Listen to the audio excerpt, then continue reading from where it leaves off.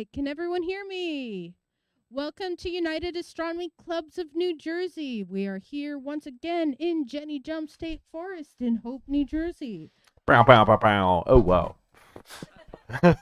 Yeah, we had a very quiet speaker right before you, so put the mic where it needs to be, and Chris will adjust it. Just talk like a normal person, not like...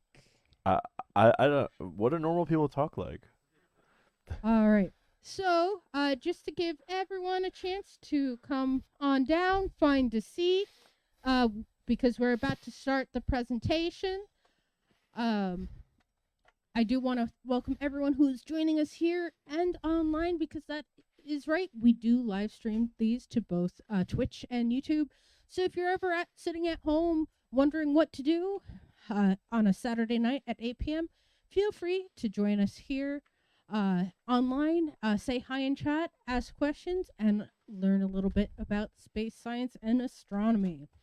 In addition, I do want to encourage everyone to check out our website, uacnj.org.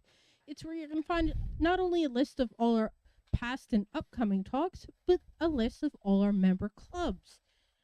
Because that's right, we are actually a club made up of other astronomy clubs, and one of the easiest ways to get into really any hobby, but especially astronomy, is to find your local club. So I do encourage you to go check out all our clubs and see which one is closest to you.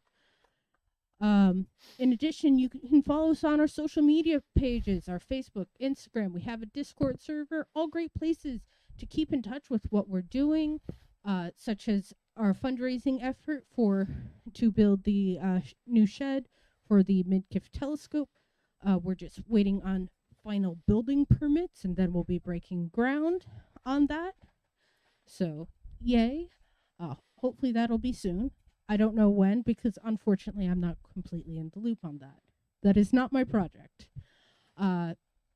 It's also a great place to ask questions. So if you're ever like, man, I got this new telescope and I can't quite figure out where this part was supposed to go because it seems like it's vaguely important, that's an excellent place to ask those questions. Okay. So, since it seems like most of us are settled down here, we're going to do a little safety briefing. And for the people who end up trying to sneak in after it, it isn't escapable, and we will go over it at the end. But if anyone here needs to use the restroom, it is the porta potty in back to my left, your right. It is big, it is blue, and the dark, it is illuminated by a red light for ease of finding. Speaking of getting dark, this is a state forest. It will, in fact, get dark as the sun sets. With that in mind, any flashlights, cell phone lights we might need to use to get around, not trip over on 2 feet like I often do, we do ask you keep those pointed towards the ground, because it is no fun to get blinded by the latest, greatest 100,000 lumen monstrosity from Amazon. Been there, done that, would not suggest it. That being said, we are using our headlights, because as much as we enjoy our night vision, we enjoy not getting run over by vehicles even more. So, and since no one really needs those type of medical bills, let's avoid that tonight. And all nights going forward, really. All right. You may have noticed when you came in, a bunch of sheds out there with roll-off roofs. Each of those sheds houses its own telescope, and each one where the roof is actually rolled off has a volunteer willing to tell you all about space science, what they're looking through the telescope, and potentially make up interesting science fiction. I'm forewarning you about one of our volunteers, Ken. He likes to be a little wacky, but he's great at being able to get interesting science fact, not only fiction, across in a way that's very understandable and younger crowd friendly. There's also one behind the house that you can't see because none of us have X-ray vision. And if someone here does have X-ray vision, where'd you get it? With that in mind, you are not here to listen to me blabber on. You're actually here to listen to Dan Kirby. Dan Kirby has a blah, blah, blah, blah, blah, blah, blah, blah. Now that I can hopefully speak again, he has a bachelor's degree in physics with a minor in history and a master's degree in computer science.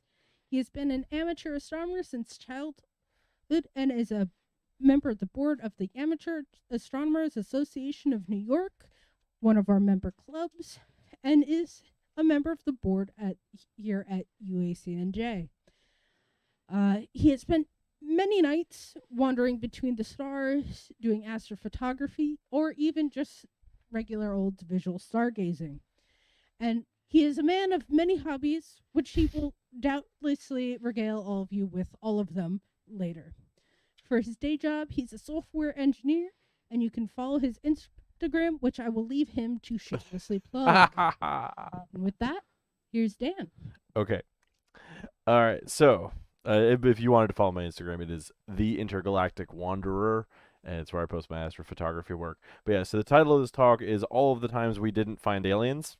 So this is kind of an interesting topic. This talk is about times when serious people who should know what they're looking at have genuinely and justifiably believed that they may have been dealing with something extraterrestrial. So why are we talking about this? Well, human beings have been wondered for a long time whether we are alone in the universe. We deeply wish to not be alone in the universe, I think. I think most of us want to find some life out there. How many of you would like us to find some aliens? Who wants to find aliens? All right, yeah, I see. Okay, we like aliens. Discovering life beyond Earth would obviously be one of the greatest discoveries in history. Better than sliced bread, better than fire, better than Mountain Dew Baja Blast. If we understand past sort of almost discoveries, I think that makes us better prepared to recognize the genuine article. We can help examine our biases, and also we can learn a whole bunch of fascinating science and a bit of history and sociology along the way. So some of you might be hearing this and thinking, Dan, what are you talking about? We found aliens. There's aliens. You haven't heard about these UAPs that are zipping around and Roswell and all this other stuff. So I have to take a moment here to kind of level set. So astronomy is a science, and science advances by following the scientific method. So if you had a high school science education, you've probably seen a chart like this. You have this notion of like, okay, so I'm making an observation. I'm going to ask questions about it and research the topic, and then I form a hypothesis. I come up with an experiment that tests that hypothesis. I either I get a result that confirms the hypothesis or rejects it. I publish that result so that other scientists can participate in the conversation, and we continue this process, getting closer and closer to the truth as time goes on. So in science, expertise and experience absolutely matter, but what matters most is evidence. So if you have a UFO story where it says, oh, this very super experienced Navy pilot who fought like in Normandy and had all these different confirmed kills, that was 100% sure he saw a UFO, that's cool, but that's a cool story, but that doesn't like count as evidence. We expect scientific claims to survive attempts to prove them wrong, and also we apply what is called Occam's razor. So Occam's razor is this idea that was articulated by this British aristocrat named William of Ockham, which is basically this notion that we wish to seek the simplest explanation that fits the facts. We want to find an explanation that is does not rely on unnecessary assumptions. So let me give you an example, and a concrete example of what this is like in real life. All right. So say tomorrow morning, I wake up, I come downstairs and to my office, and I see my car keys are missing. They're not on my desk, and I think, maybe I left my car keys in the car, or maybe somebody broke into my house and stole my car keys and stole my car. Now, at this point, with the evidence I've given you so far, the second explanation requires additional assumptions. That assumption being that someone broke in. Now, if I were to turn around and I see that, oh hey, it looks like somebody jimmied the lock, and one of the windows is broken open, and hey, look, my car's not in the garage anymore. Now those assumptions are justified because there's new facts, new evidence that we need those assumptions to fit. But generally in science, we want to focus on finding answers that have the fewest number of assumptions. So this is kind of a topic that comes up very often when talking about the notion of like miracles, right? So you basically, if our simplest explanation of this UFO story is that a very experienced pilot made a mistake versus aliens, well, one of those requires fewer assumptions, so we will probably tend to err on the side of caution there. Extraordinary claims, like aliens, must survive extraordinary attempts at falsification. A good story is not more important than getting to the truth. But most importantly, science is always open to new evidence. So it's possible that we'll actually conclude that one of the cases we talk about tonight was aliens, and I'm the one who was wrong to suggest that they were not. So first we're going to talk about some misidentifications or mistaken identifications by scientists. So the first one I'm going to tell you about happened in the 19th century. So you may have heard of this guy. You may have seen a movie about this called Mars Attacks. This is a very popular science fiction concept. So there was a bit of a Mars craze going on in the late 19th century. People were really excited about Mars, and there was this really accomplished astronomer named Percival Lowell who, or actually, sorry, I should back up a bit. So there's an Italian astronomer who was observing Mars in the 19th century, and he published this result that he had discovered in Italian canali, which in Italian can be translated to English as canals, or it can be translated as channels, meaning, naturally forming water bodies that connect to other water bodies. But when it was translated to English, it was translated as canals. So there was this blockbuster result. There are canals on Mars. Now, I should also set the stage for you a little bit here. So at this moment in the 19th century, canals are cutting edge technology. There's canals coming in upstate New York. You got the Suez Canal, which is basically connects all the empires in Asia. You have the Panama Canal. So the idea of a canal is something that is very present, and basically the idea that Mr. Lowell comes up with is that there's this dying civilization on Mars. Is a desert planet.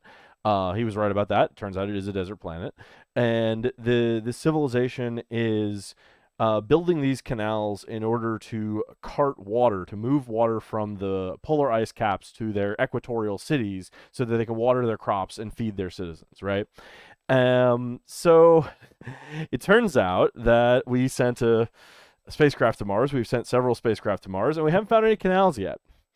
So why is that? Well, I spoiled it. It's on the slide there. It turns out that it's likely that Lowell was actually sketching the veins, the blood vessels in his own eye that were backlit by the planet Mars. So yeah, going on this theme of the Mars craze.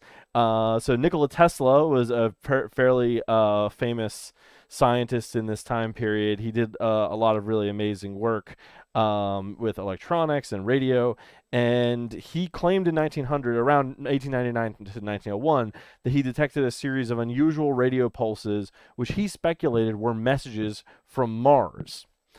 So we never figured out exactly what it was that Tesla picked up. There's a few things it could have been. There are many natural sources of radio signals, so it's possible it could have been something like lightning that he was detecting. It's actually possible that he might have been one of the first people to detect radio emissions from the planet Jupiter. But which are naturally occurring, which, as far as we know, don't have anything to do with aliens. But as again, we've been to Mars, we didn't find any aliens. This one has been in the news recently. So there's this very large telescope at Mount Palomar in California. And at this time period, around the early 20th century, one of the big things in astronomy is taking these photographic plates. So basically, night after night, these telescopes will point at the sky, they will photograph the night sky, and this is how we're doing these massive surveys. And it's fundamentally, this is still what a lot of professional astronomy is doing in terms of understanding the universe. But these are some of the first photographic surveys of the night sky. And by the 1950s, so there's these or I'll also mention kind of a fun fact. This is how we discovered Pluto. So there was this kid, he wanted to, help out at the observatory, and they're like, hey, we think we might be able to find a planet out in the outer solar system. And we built this machine that lets you look at two nights plates side by side. So you can just, like, if there's any stars that seem like they're moving night to night, because a planet would be moving in its orbit, then that means that you found a planet. This machine is called a blink comparator. And this dude just sat there at this blink comparator day after day, and eventually founded the planet Pluto. So sort of similar theme here. There are a few of like these weird dots that appear in some of the photographs from the Palomar Observatory in the 1950s, and the claim is that this means that there must have been these must be satellites, right? These must be artificial objects in orbit around the Earth. That's why they appear in one plate and not the next one, and that doesn't make sense because Sputnik wasn't launched until, I guess it was 1959. So there's been a lot of ink spilled over this recently. It seems likely that these could be a mixture of things. It's possible that some of them are byproducts of the photographic development process. It's possible that some of them could actually be meteors. So like if a meteor comes across your field of view of your camera while the shutter's open, you usually get like this, like a streak. But if it comes edge on, you're gonna get something more like a dot. These also could be high altitude balloons, which were active at the time. Generally, the consensus is there's nothing really interesting about the Palomar transients. So one more I'm going to talk about in the 20th century is LGM-1. This is a really interesting one. So in 1967, astronomers observe a repeatedly pulsing signal from a star that's about 1,000 light years away in the constellation Vulpecula. And at the time, there was no known astronomical object that could create such a signal. Now, it turns out that there is an astronomical object that creates this signal. We now call it a pulsar. And I've got a tattoo of a bunch of them. If you are curious about it, you can come by after the talk and ask me what my tattoo means. But so basically what a neutron star is when a massive star collapses, you have this thing that holds the collapsing star up, which we call electron degeneracy pressure. So if you know your if you know high school level quantum mechanics, you know that no two particles can be in the same spin state. So basically, as this star is collapsing, what you have is the situation where the electrons in the atoms of the star don't want to touch each other because that would violate some of the laws of quantum mechanics. For even more massive stars, you have this effect where the protons and neutrons, protons and electrons combine, and you just get like this neutron material. And it's the degeneracy pressure of the neutrons holding the star up that prevent it from collapsing further into. Does anyone know what it could collapse further into if it were bigger than a neutron star? A black hole. So if you have this rotating neutron star with material falling into it, you can get these sort of lighthouse pulses that spin around, and they look really weird because they pulse on a regular interval, but actually the reason they're on a regular interval is because that's just a product of rotation. So now we know about a lot of these things. We call them pulsars. It was called LGM-1 though because at the time the scientists who discovered it were like, oh, maybe that's little green men. So this was another one. Mars craze never ends. So 1976, we landed our first lander on Mars, the Viking 1, and it contained a experiment called labeled release. Okay, so the idea behind this experiment, right, is that we want to find evidence of biology in the Martian atmosphere. We want to find evidence that there are microorganisms. Okay, so we have this sample that is sort of a nutrient sample. And what we're looking to happen is we open up the box, and the microorganisms are supposed to come in, and they're supposed to consume the nutrients. So how do we know that happened? Well, this nutrient sample is mildly radioactive. So we will see a radiation. We have a Geiger counter in here. We'll see an emission of radiation as the microorganisms consume the nutrient sample, and that is the signal we observed. So there were many astronomers, many biologists who believed that Viking had found life on Mars. Okay, so why don't we think there's life on Mars based on this? Well, there were 4 experiments on the Viking lander to search for possible signs of life, and 3 of them produced negative results. Only this one produced a positive result. Subsequent subsequent observation of Mars, subsequent exploration of Mars has not really confirmed this outcome, but it is the case that we can't fully rule out life still existing on Mars. So that one, maybe you put it in the inconclusive box. At this point, we've basically sort of decided that the experiment did not show signs of life. This picture was taken on Earth, by the way. Carl Sagan was not on Mars for this photo. They just happened to pick a location that looks a lot like Mars. So this is another one from the Viking mission. This is the face on Mars. So while that Viking 1 lander is on the surface, there is a Viking 1 orbiter that is taking photos of the surface of Mars, and it finds a gigantic sculpture. So this is about 2.5 kilometers by almost 2 kilometers on the surface of Mars that must have been created by an ancient civilization that knew, for whatever reason, they wanted to have this face staring directly at the sky. And this thing is about 300 meters tall. So a lot of people believe that maybe this was something impressive. It happens to be that they got really lucky with the lighting. So the photograph on the right is from the 2001 Mars Global Surveyor. You see when you look at it in direct sunlight, it doesn't look quite as impressive. It turns out that, the lighting conditions were really good. That little nostril is probably a photographic artifact on the film. You see a bunch of other dots like them around it. But what's interesting here is that human beings have this tendency to see faces where they don't exist. So we call that pareidolia, and the more broad kind of term for this is what's called apophenia. So basically, apophenia means that human beings have a tendency to see patterns where they don't exist. Pareidolia refers specifically to faces. So we see faces where they don't exist all the time, right? You see the man in the moon. I can make you see a face just by drawing 2 dots on a little line. So why does this happen? Why do we do this? Why does our brain do this?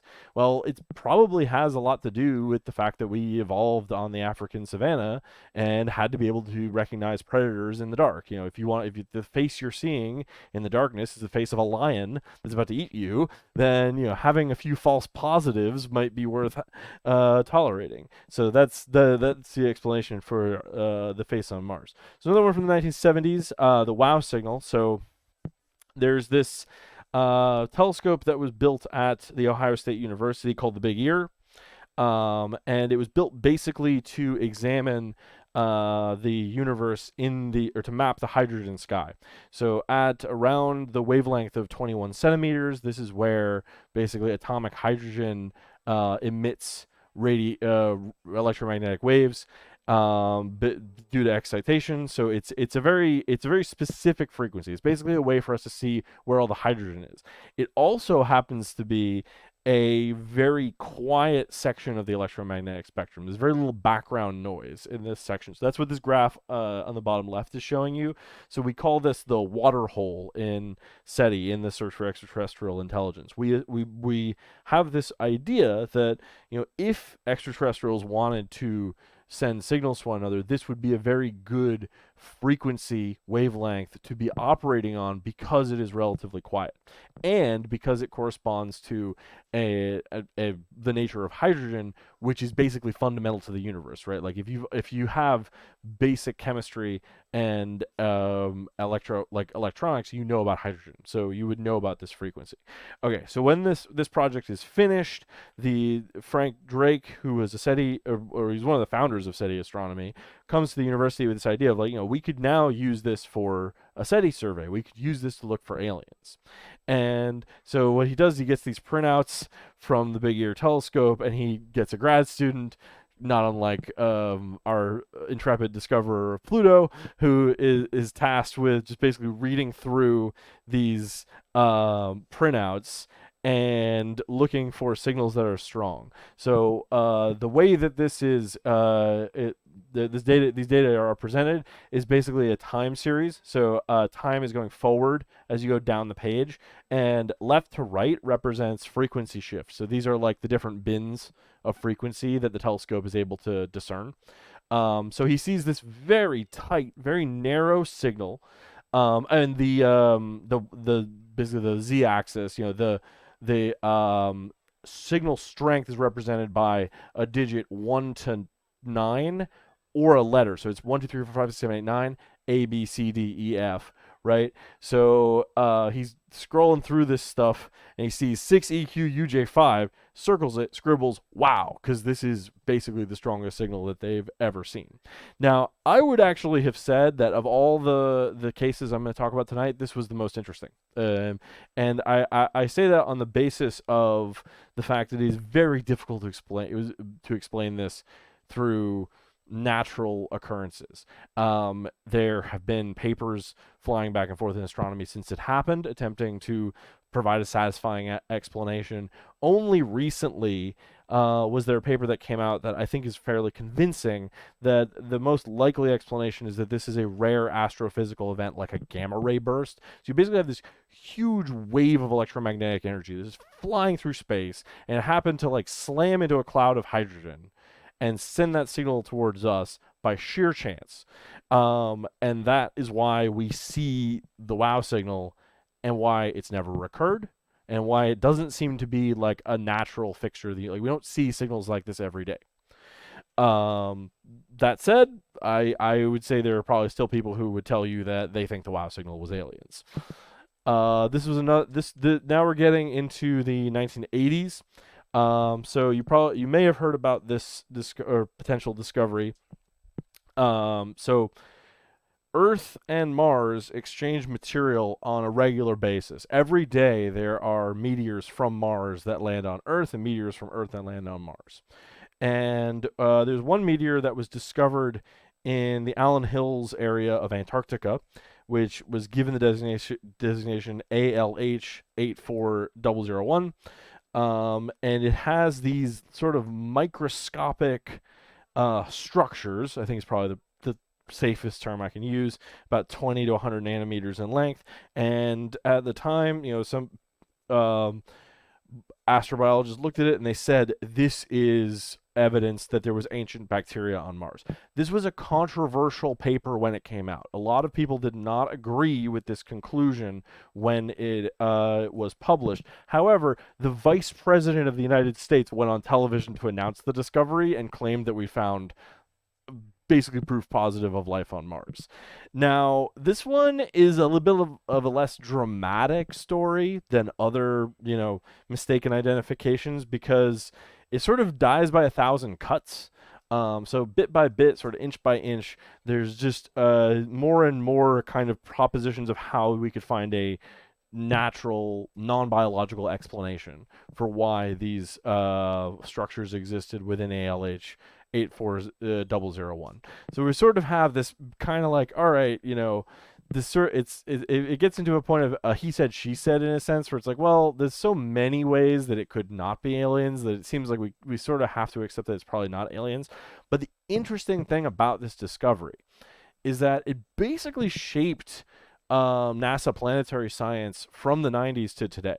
So after ALH comes out, we now have this idea of like, actually sample return from Mars, the moon, especially the outer planets, might be one of the most promising ways that we could look for life in the universe. And so that's why we're actually really excited in astronomy right now to be doing more kinds of work like this. So this one has happened fairly recently. I suspect a lot of people here have heard about it. So this is an object called Oumuamua. Oumuamua was the first interstellar comet to ever be discovered, and it was discovered in 2017. And so it is a long and thin tumbling chunk of ice. Okay, so how do we know that this object is long and thin? Because when you actually look at it through a telescope, it looks like a pixel. Well, so it basically has this really weird property where it gets bright, it gets dark, it gets bright, it gets dark. Okay, so you can explain that a few ways. There are things in space that get bright and dark alternating in an alternating fashion for various reasons. So there's one of Saturn's moons, Iapetus, has a white side and a black side. And the reason for that is basically that one side is kind of getting a bunch of gunk on it because of its orbit. So it's like it changes color from our perspective because it's going around Saturn and we're seeing different sides of it, right? So you could explain Oumuamua by saying it's a spherical object or like a close to spherical object that's spinning and one side is a different color than the other one.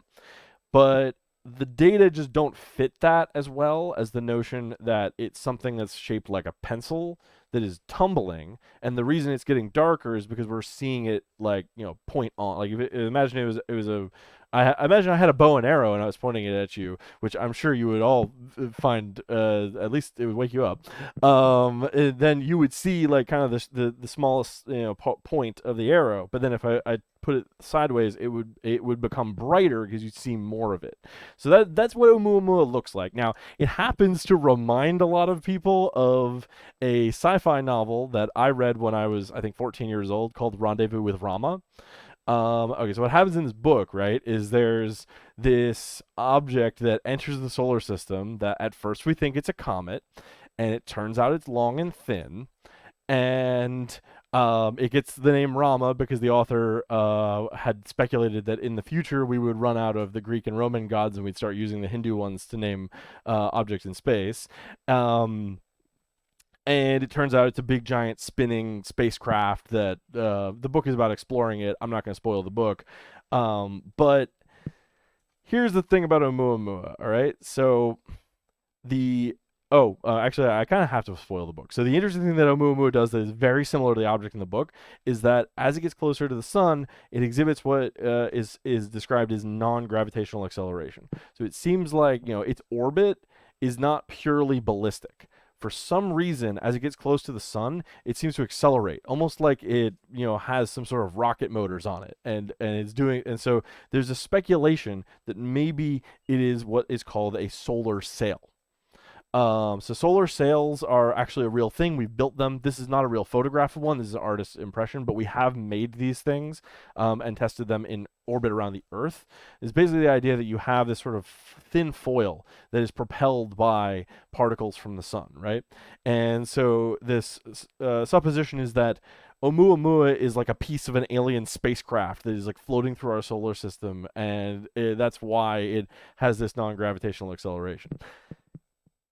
Probably not. It's probably the probable most likely explanation is that it was outgassing nitrogen, which is just a gas that is much more difficult for us to see from Earth.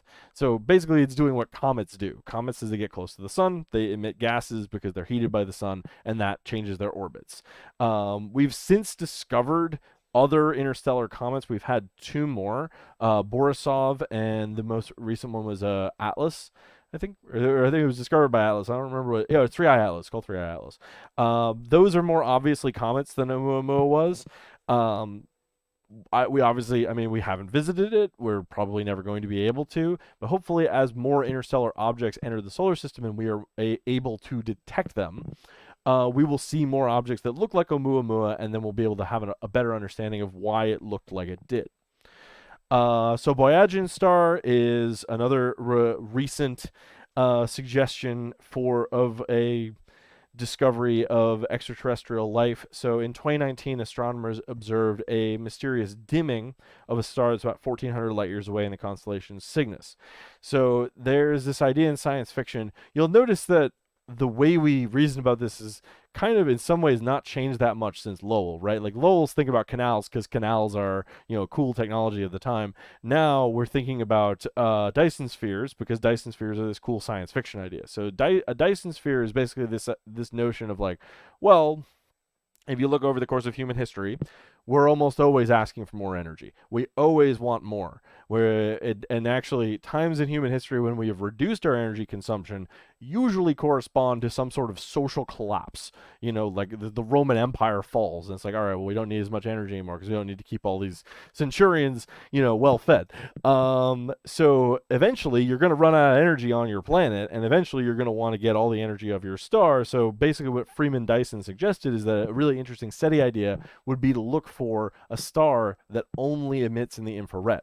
Why is that? Because, well, if you had actually done this, if you could summon or muster the materials to enclose your star in a giant shell of solar panels that is basically capturing all the energy, you would need to release some of that energy as heat, because otherwise it would cook you. So you would see infrared coming out, as basically waste heat from this civilization, right? So the idea of Boyagin's star, and it's named after its discoverer, Tabby Boyagin. It's also called Tabby's star, but I choose to refer to her by her last name, out of respect. Basically the idea is like, well, what if this is like a partially constructed Dyson sphere? Like, what if there's like a, you got a big I don't know, backhoe, it's like bringing in Dyson sphere material, and we're just seeing like, oh, this is when it's on our side, and then it goes around the other side, and that's why the star is dimming and getting brighter. So subsequent papers have basically shown that this dimming is due to interstellar dust, and basically the reason we can say that with confidence is that the dimming occurs on specific wavelengths of light, which is not something you would expect if there was a physical like a solid obstruction, like a giant solar panel in the way. So this one I think we're going to be talking about for a long time. So there's been various papers suggesting astronomers have detected phosphine gas, which is a biological gas in the upper atmosphere of Venus. Okay, so I talked about Mars and the idea that there's life on Mars, but Venus is kind of a weird case, right? Because if you know anything about Venus, you know that Venus is literally impossible for anything to be alive on, because Venus has a very thick atmosphere, much thicker than ours, and it's very hot. It has this greenhouse effect that has made the surface hot enough to melt lead.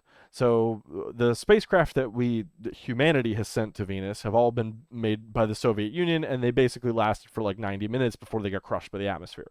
So how could there be life on Venus? Like, what could live possibly on the surface of Venus?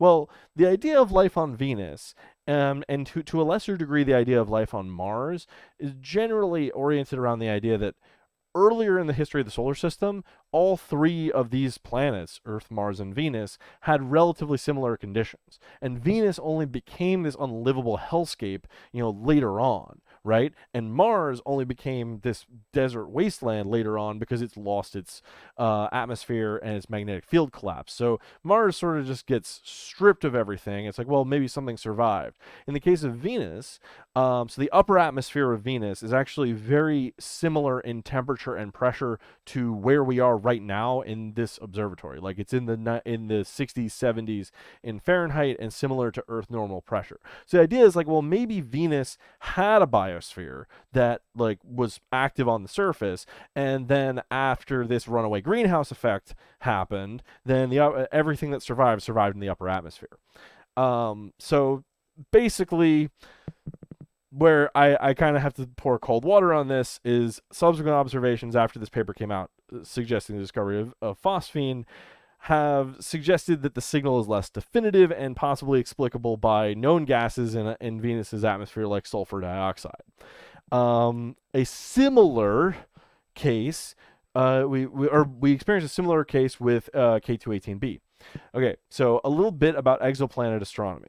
So we've discovered about 5,000 exoplanets, and our ability to detect the exoplanets is kind of limited by our the state of our technology. So a large number of exoplanets are what we call hot Jupiters. So like basically giant planets like Jupiter that orbit really close to their star. Because those planets basically are so heavy that they have an influence on the star's orbit, and so we can see the wobble. Another class of exoplanets that we've discovered is this sort of wishy-washy two different cases of what we call sub-Neptunes and super-Earths. So this idea is like, well, it might be difficult to discern, but it's either a rocky planet like Earth that's much bigger than Earth, or it's a gas planet like Neptune that's just smaller than Neptune. Okay, so K218b is a world like that, and specifically, what we think K218b might be is a speculative class of exoplanets called a Haitian world. Okay, so what's a Haitian world? So a Haitian world comes from hydrogen ocean, and the idea is that maybe you have something that looks like a super Earth, so it has it's a rocky planet, it has a liquid water ocean, and on top of that liquid water ocean you have a hydrogen atmosphere. In a sense, this is kind of like you're thinking about, oh, this is sort of like a halfway point between the a terrestrial world like the four terrestrial planets of our solar system and a gas giant like the four gas giants of our solar system. I should say five because I'm sure you guys love Pluto and you want it back in the club. But anyway, there's five terrestrial planets. Anyway, so this paper comes out a couple years ago. I remember where I was when this paper came out because my wife came downstairs and I was like, "Yo, I think we found aliens."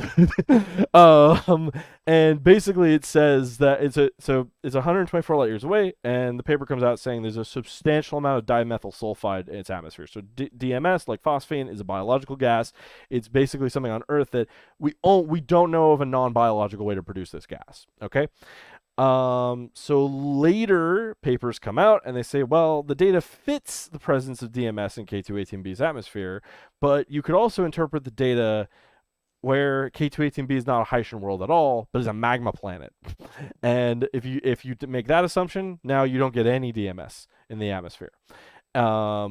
Additionally, if you believe what the paper is suggesting, that suggests that K218b has significantly more DMS than is present in Earth's atmosphere, which kind of challenges the idea, right? Because you're basically saying like, yeah, so on Earth we only ever see DMS when there's life, and also this planet has way more DMS than we do. So it's like, well, if this life is Earth-like, it seems like you would expect it to be similar. But that is so this one, another one where we're kind of, the jury's still out, but I think we've sort of come to the conclusion that it's probably not aliens. All right, so now we're going to talk about UFOs. I'm sure you're all excited to talk about UFOs. All right, so first I'm going to give you a little bit of a lesson on how to identify flying objects. Or the common causes of UFO reports. Okay, so really cool astronomy idea that you will come away with tonight is called parallax. It is not just a villain from the Flash comics. Okay, so what's parallax? Parallax, I'm going to read this to you, is the apparent shift in position of an object when observed from different viewpoints. Now, I'm going to show you how to see parallax. So, close one of your eyes. I close my left eye because my right eye is stronger. And stick out your thumb and put it on top of me so that you can't see me anymore. Okay? So when your thumb is on top of me, now what I want you to do is I want you to close that eye and open the other one. And you will see that you can see me again because I will have moved relative to where your thumb is. So this is parallax. It's basically the fact that you're using two different viewpoints, so it changes your perspective of the subject. We use this in astronomy all the time. This is actually how we discover how far away distant stars are. Basically what we are doing is we're taking advantage of the fact that the Earth moves in its orbit around the sun, and we know how far away the sun is, so we can observe the same star in January and June, and we know exactly how far the Earth has moved, so that way we can say, based on how much it shifts compared to the background, how far away it is from Earth with simple trigonometry. Okay, so there's this. Hello, is this working? Okay, yes, this should start. I don't know if you're gonna hear the audio here. It's fine if you don't, because I can explain what you're seeing. So there's this. Yeah, okay. I'll explain a little bit, and you'll hear a mixed explanation as well. So, there's an illusion called the parallax motion illusion, which basically occurs because, or there's an optical illusion called the parallax motion illusion, which basically occurs because of the effects of parallax. So, an object that is stationary can appear to be moving because of the motion of the observer relative to the background. So, what Mick has done here. Come on. I'm sorry. I just don't want the play button in the middle. This is another example of a flying UFO effect from something that isn't actually moving. All that's happening here is I am walking along and I'm pointing the camera towards this white ball which I've suspended from some wire from a tree. Here's a wider view, and you can see when I zoom in, the effect of it moving fast over a background is greatly increased.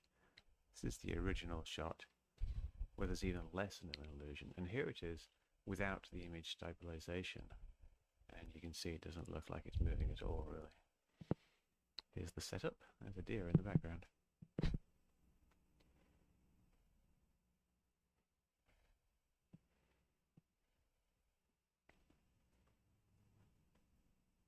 Okay, you get the point.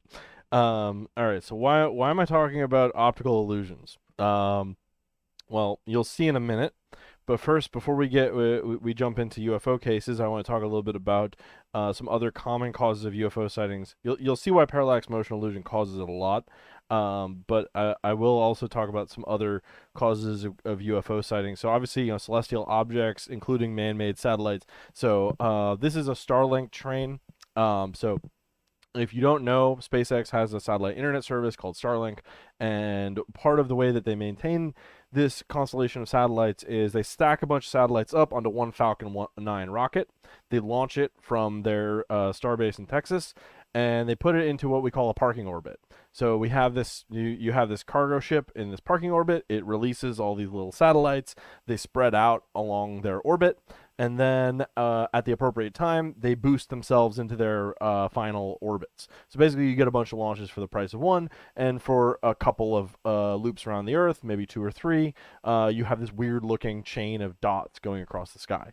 I've seen these. One time, I was doing a talk here, and one of them went literally over my head like this, and everyone who was watching rushed out to go see it. It was really cool. And also, rocket launches can often be the cause of UFO sightings. This is a SpaceX launch. And I took this picture from over there. This was that one night that the entire eastern seaboard happened to be able to, the conditions were such that everybody in the eastern United States was able to see a rocket going up. Obviously, there's also airborne clutter. At this point, we have tons of it. You get regular aircraft, balloons, party balloons, blimps, advertising blimps, drones, helicopters. What's really interesting is that often a lot of UFOs are actually objects on the ground. So there's one UFO video I saw where it's this hazy view of a trapezoid, it's a glowing trapezoid in the sky, and you're like, what could this possibly be? And it turns out it's a solar power plant on the ground. The haze has obscured that it's on the ground. So I'm going to talk about the history of the UFO phenomenon. So UFOs, in terms of our modern understanding of them, begin with this man, Kenneth Arnold. So he's a civilian pilot. In 1947, he reports seeing 9 fast-moving objects near Mount Rainier in Washington. He described them as skipping like a saucer would if you skipped it across water. And it's really interesting because he never said that he saw a flying saucer. Okay, he said that he saw objects that were skipping like a saucer. But the media shortened his quote to flying saucer, and now we have this term, and we're all looking for things that look like saucers. We don't really know what he saw. We have no real way to replicate, what this to explain this experiment. So for all we know, it was aliens. But basically, one of the problems here related to parallax motion illusion is that we don't have a reliable way to judge the distance to an object when we don't know its size. So it's possible that he could have seen a really big airplane that was really far away, or a really small bird that was really close, and just misjudged sort of how far on the sight line the object he was looking at was.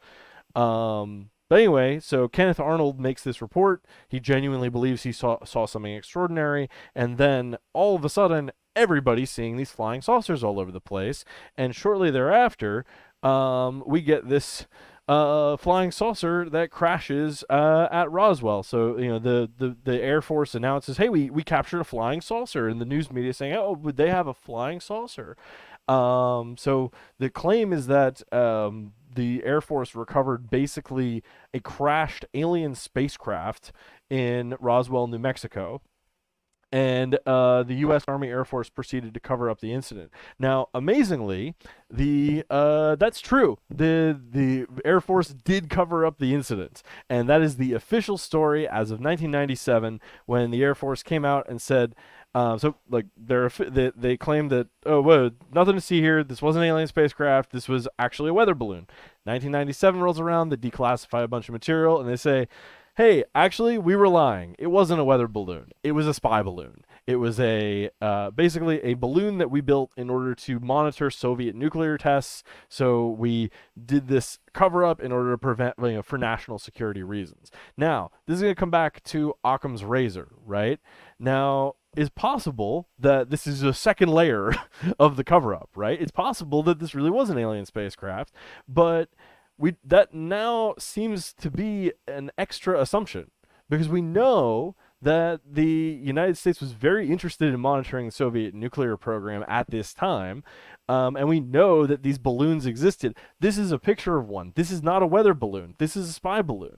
So we know there were spy balloons. We know that they would have an interest in hiding the existence of a crashed spy balloon. So we kind of don't really need aliens to explain Roswell. Now, after the Roswell incident, the U.S. government creates a project to look into UFOs, and this this is called Project Blue Book. You probably heard about it if you watch any UFO documentaries, and they basically start looking into these cases.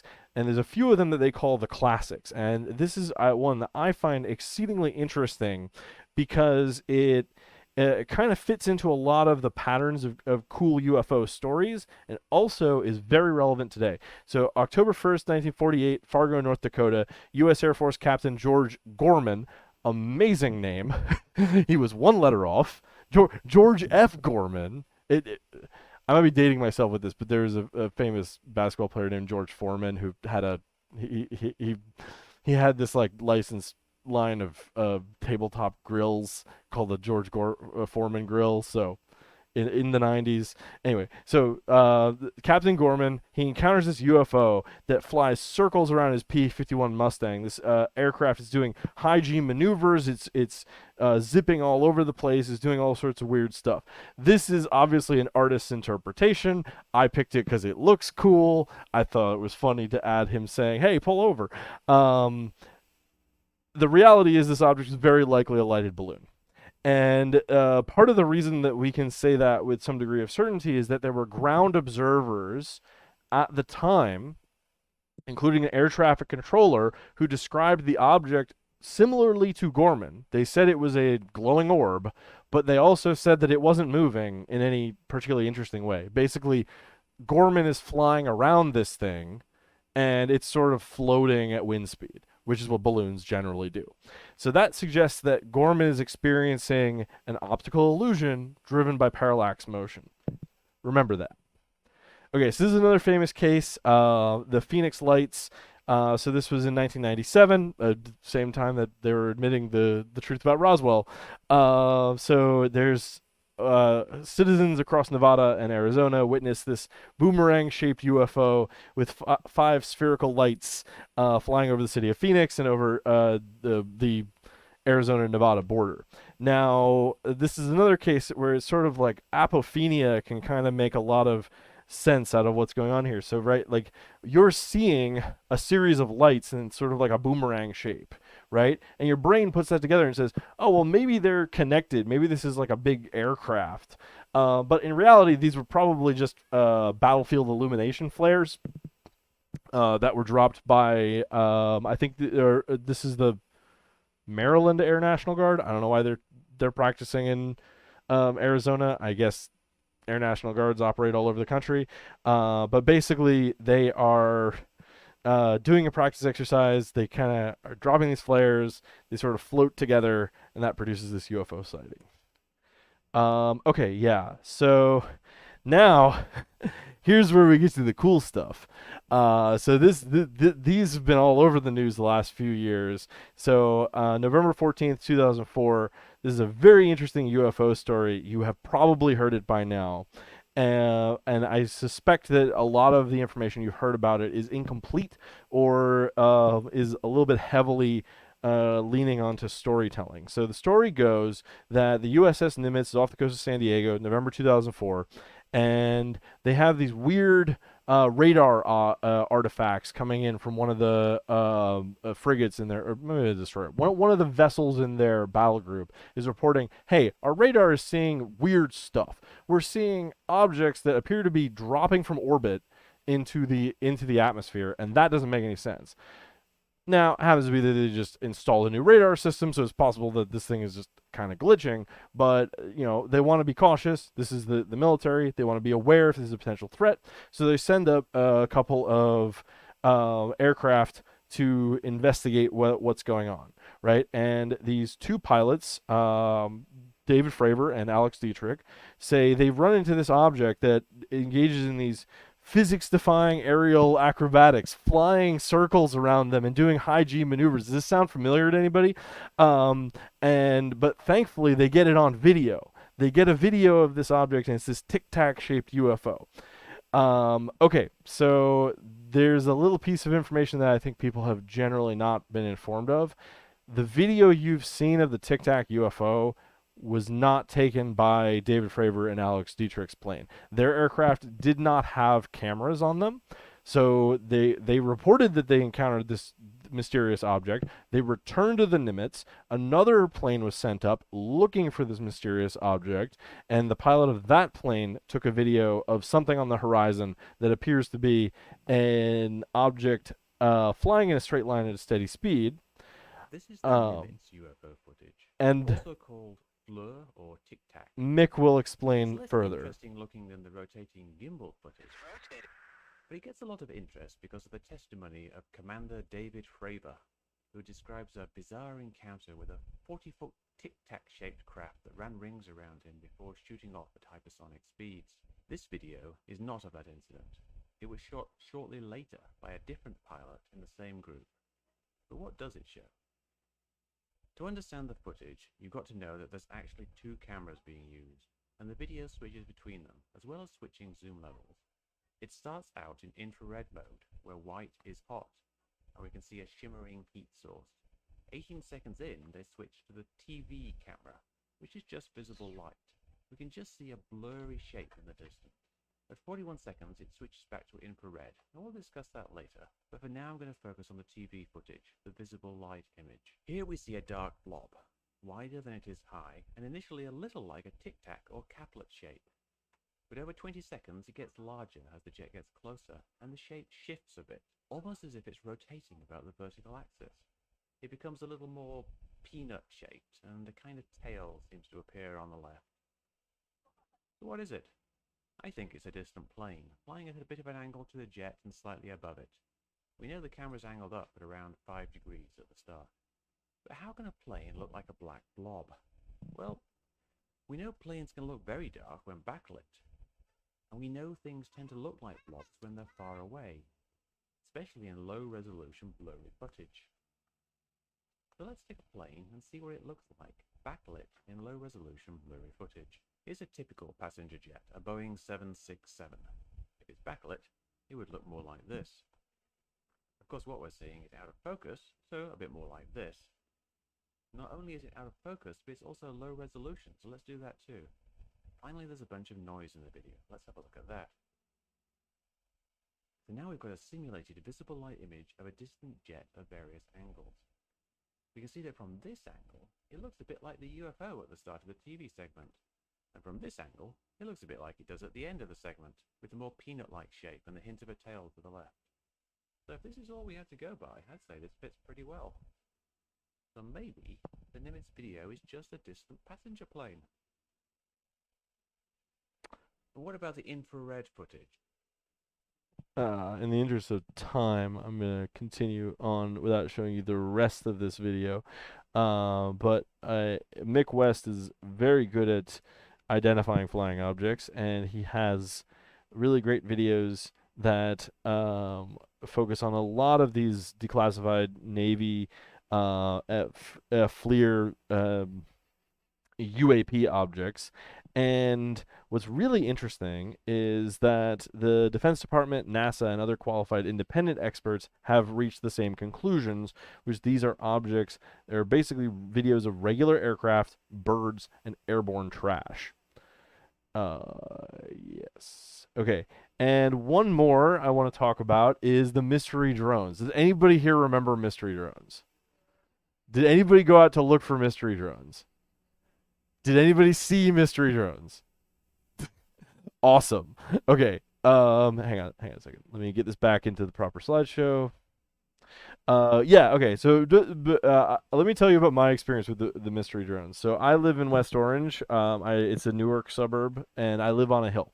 Okay, so there's this park near where I live called Eagle Rock Reservation, and I went up there to look for mystery drones. It was really funny. It was like there was tons of people there. The news media was there. I saw two people who were on a date. Like they were in their car eating ice cream, looking at this guy, and I thought that was really adorable. But what was really funny is that when people were talking about these drones, I kept seeing this testimony of people saying, this is an object the size of a Buick. It's like 50 feet off the ground. And I'm standing here like, why are you guys looking at the sky?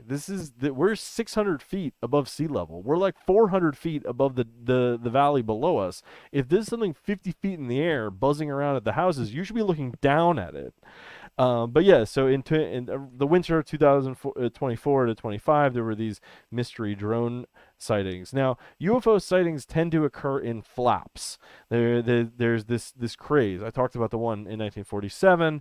There's actually one in 1896 when there was this wave of mystery airship sightings. So people were spotting mysterious blimps that they believe were possibly either of extraterrestrial or German origin. So these tend to happen when there's a lot of anxiety around technology. Possibly this is a sign of what the times we're in are like now with the rise of AI. I think people are a little wary of technology, and that might be why we had this UFO flap, which technically it was not entirely about aliens, but has a lot in common with the mystery airship phenomenon. Okay, so now I feel like I maybe have poured a lot of cold water on a lot of fun ideas. So I think you might be wondering, like, okay, so how do we find aliens? Like, what is the mechanism that I think or that astronomers think is most likely to show us proof of extraterrestrial life? So I think we should definitely continue the search on Mars and Venus, because whether or not we find aliens there, we'll definitely learn a lot about the evolution of our planet and other planets in our solar system, because as I mentioned before, it seems likely that Mars and Venus were once much more like Earth. And certainly the conditions on early Mars and early Venus were probably very similar to the conditions on early Earth. But really the places in our solar system that feel the most tantalizing are probably the ocean moons of the outer solar system. So Jupiter's Galilean moons, a few of the moons of Saturn and Enceladus, Titan, they have these subsurface oceans where, because of the tidal effects of them orbiting their planet, the interior of the moon can actually be warm enough to sustain liquid water. And at this point, we're fairly certain that Jupiter's moon Europa actually probably has more liquid water in its oceans than all the oceans on Earth put together. Now, exoplanet biosignatures, I think, are obviously very interesting. I think that we should continue looking into those, especially as we evolve beyond the James Webb Space Telescope. I think we can say basically that the Webb, in theory, would be able to give us proof of extraterrestrial life if it were there. It's kind of at this point where it's like, you basically have to use the telescope for its entire operational life to look at one planet. But that said, like, that means that we are getting closer to the point of saying, like, if we find a biosignature, we can actually have the confidence which is so lacking in these cases I talked about tonight. SETI radio astronomy is also really exciting because it's a technosignature, right? So if you discover, evidence of biology, you kind of have to like figure like, well, there's chemistry happening. Does this chemistry get to the stage of biological? What does it mean to be biological? What does it mean to be alive? At what point do we go from a chemical process to a biological one? But if we get a series of prime numbers, or some other sign of technology, it doesn't really matter whether the thing that made that was technically alive in according to our understanding of life. We know it's intelligent. We know it's a civilization like us. And anyway, keep watching the skies because the truth is out there. And yeah, I will leave you with this quote from Arthur C. Clarke, who wrote that book with the Oumuamua in it. Two possibilities exist. Either we are alone in the universe or we are not. Both are equally terrifying. All right. Thank you, Dan, for another great presentation. So, we are going to be doing a question and answer session. But before that, because I saw a number of you snuck in after the safety briefing, and that is inescapable. If anyone here needs to use the restroom, that is the porta potty in back to my left, your right. It is illuminated by red, for ease of finding in the dark. We also have a little museum and gift shop area. I will be manning after question and answer because I still cannot be in two places at once. As a reminder, it is getting dark. We are going to try and keep any flashlights or whatnot pointed towards the ground so we don't accidentally blind people. That being said, we are using our headlights when we go because we also do not want to run anyone over. So how question and answer session is going to work is for people here, you're going to raise your hand and wave it about like you just don't care because I have no night vision and I'm like the T-Rex in Jurassic Park. My vision's completely based on motion in the dark. Online people, you get to just type it in chat. And the first question I saw in chat was, has Dan tried doing film or non-digital astrophotography? And if not, would he want to eventually? No, and I'm definitely not going to do that. Do you realize how hard it is to delete film? Very easily. Yeah, but what you delete, I mean, you have to put it in. No, I don't want to like. I really like doing astrophotography with a digital camera because it doesn't take nearly as much effort. All right. Any questions out here? I see a lot of packing up, but yeah, it makes seeing any raised hands difficult. That's why I'm saying that. All right. So our next online question, and this is regarding the Mars Viking experiment. Slightly radioactive like bananas or slightly radioactive like Fiestaware? I don't know how radioactive it was. Because I feel like that is a good point. There is a sliding scale of Yeah. Well, I think that they definitely wanted it to be a level of radioactivity that would be identifiable but not spoil the result. Because you wouldn't want like something that would kill the microorganisms. You don't want to go over the LD50 of radiation. All right. Keep in mind, any questions, raise your hand. Again, motion-based vision in the night. Right. Our next online people do get those questions in. I don't want to miss them. I know occasionally one or two come in after stream is ended. All right, our next one. Is there a chance humans can pollute the Earth so much that Earth turns into a Venus-like planet? Probably not. I think that is kind of like the obvious sort of place to go with climate change is the notion of like, well, what if Venus is what Earth was going to look like because we burned all the dinosaur sauce, but that's really not like the level of CO2 and like greenhouse gases in Venus's atmosphere are the result of like massive volcanoes. Actually, specifically, I'm pretty sure that the operative factor is that Venus does not have plate tectonics. So the Earth has these mechanisms that cycle the carbon out of the atmosphere. In addition to biological cycles, the Earth has geological cycles, and Venus doesn't have that, so there's no way for it to cool off. Neat. Yeah. I'm like, Yeah. I had a thought, and then it went away very quickly. Well, so the interesting like exoplanet angle here is like we're still not at a stage where we can discern whether like do most like planets that are Earth size look more like Venus or more like Earth. Who knows? That we're working on. We're working on it. That's the frontier. Science gets better all the time. And part of that is going, well, that didn't work, or that was almost right, just slightly to the left. Right. Like I said, online people, get those questions in. Any questions out here? Perfect. I see one. Dan, you just mentioned to ask you about your tattoos. Yeah. Oh man. This is it's gonna be. You should probably come over here and look at it after we wrap up the talk, Yeah, because after you're not gonna otherwise see. you're going to be on camera. Yeah. Also, it is dark. Oddly enough, it's hard to see when it gets dark, Dan. But you can show it off in the little gift shop. Yeah. area. We can go to the gift shop for it. There's a little more light. All right. I do want to do a shout out to Anonymous, who did gift us 25 or not 25.